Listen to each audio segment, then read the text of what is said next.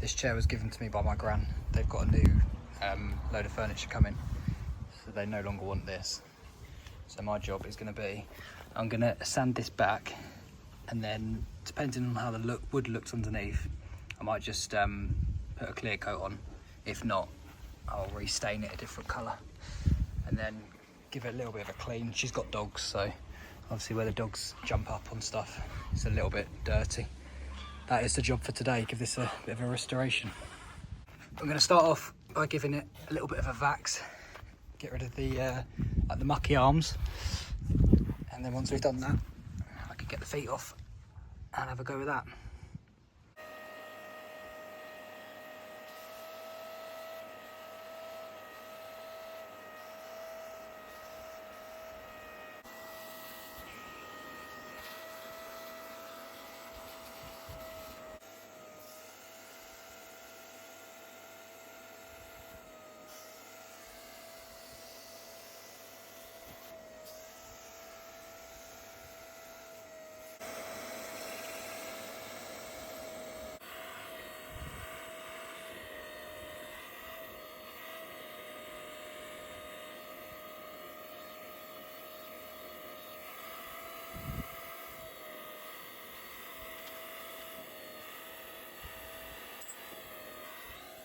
As you can see, there's a load of like thread tight stuff, whatever it's called, on the bolts. So I could do with a bit of a wire brush really, give them a bit of a clean. But that's this footstool taken apart.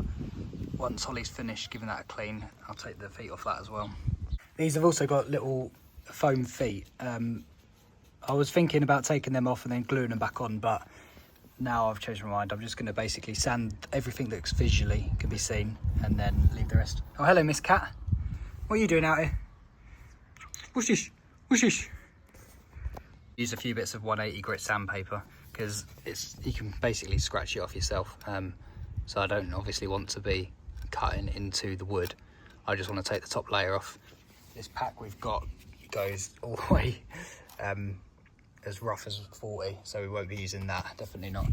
This is fine enough. In fact, we could probably just scratch it off and then we don't damage the wood underneath at all. Oh, it's coming off nice and easy actually. Yeah, 180 is definitely coarse enough for what we need. Here we are. Obviously I'm going to get covered in that stuff, but the wood underneath is actually quite a nice colour, so I might just put a clear coat over that. This is how we're going so far. I've nearly done one. Holly's got another one. Hands are obviously black now. We're just thinking we're sanding it, but obviously as we sand it, we're basically scratching this black coating into the wood.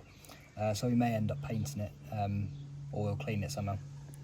Yeah. The sanding was taking ages, so we're trying a new way. We put a load of paint stripper on them. We'll see how that goes. I did give it a little rub, as you can see there. It comes off quite easily. Supposedly we're meant to leave this for an hour and then put another coat on. So I'm going to follow the instructions on here and come back in an hour. This is how they've come out. That's the bit obviously I've left. But all of these have been dipped with the paint stripper. We've basically dipped them in the paint stripper, given them as much of a clean as we can. And then this one has been stripped and then sanded just to make smooth again. The brush we was using was fairly firm, so we was actually damaging the wood in places. So sanding just to bring it back to a smooth finish before we give it a nice coat. I'd leave this in the sun, I think, all day tomorrow, and then maybe paint it the day after.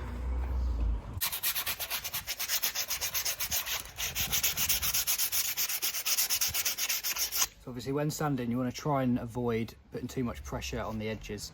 If you used to use a sanding block on the flat, that's not so bad. But obviously if you're using a sanding block here, you'll end up changing the line, which you don't want to do. And after a load of sanding, you can now see the individual layers of laminate, which I think looks really nice. So that black paint just covered that completely. So what I want to do is have some sort of varnish so you can still see the individual layers, because I like it.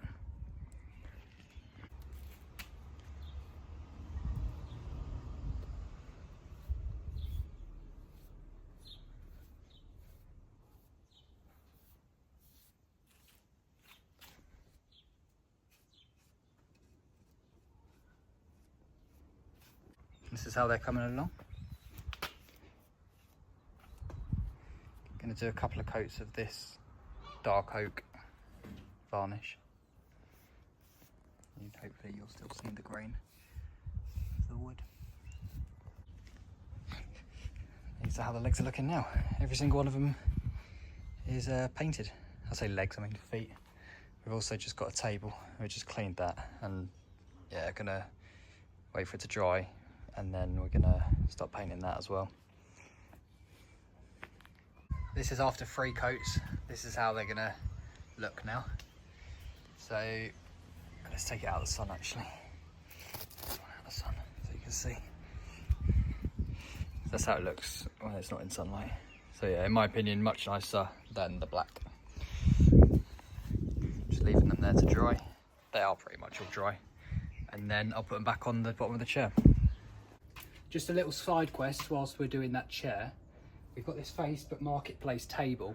The surface was really sticky all over, and you can see this is the residue of the varnish that was here before. So I'm just using a Brillo pad and scraping it completely back, and then we'll paint it. It's hard work, but it'll make a good job in the end. Good job. This is how the table's going. I've just started sanding that corner. It's obviously all dried first. I'm just using little sanding block, 120 grit. I'm going to do all of the surface, and then I'll go back around and do all the side bits. And we bought some beeswax to make a nice top coat. This table's now had its first coat of beeswax polish. It's looking good. A lot of work's gone into that, a whole day nearly in terms of time. And then that is the chair. So I much prefer it with those feet. It's much better. One thing we do need to do though is give it another clean, because we didn't do a very good job on that arm. But yeah, I'm happy with the outcome. This is the outcome of the table. I wish I'd filmed how awful it looked at the very start, because I didn't get a very good...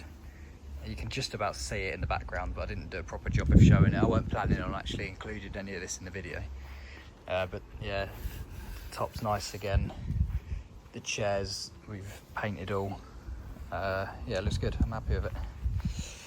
And anywhere where it's rough around the edges, I'll say, well, it's meant to be a farmhouse style table, so it doesn't matter. And this is the finished product. Thanks for watching. Don't forget to like and subscribe down below.